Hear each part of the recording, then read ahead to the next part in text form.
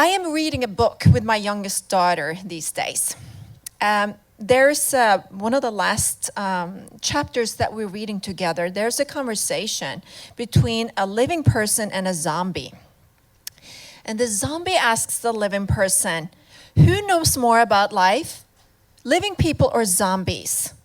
And the living person feels very full of life, so obviously she knows a lot, but she thinks about it for a little while, and then she looks at the zombie and says, you know what? I actually think it's the zombie.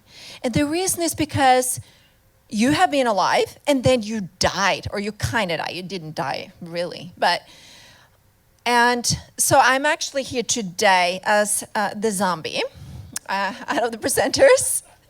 It's pretty much a definition of anybody who's born before 1980. So I would like to start. Can I see a show of hands? How many zombies do we have here today? Great, okay.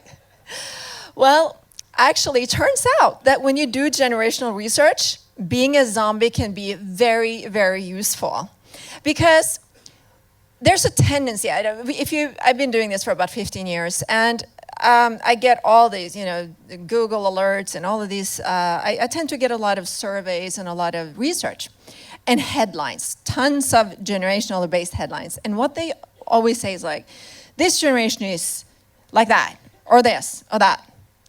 And having lived for a while, I try to think, but that kind of applied to me too, one time.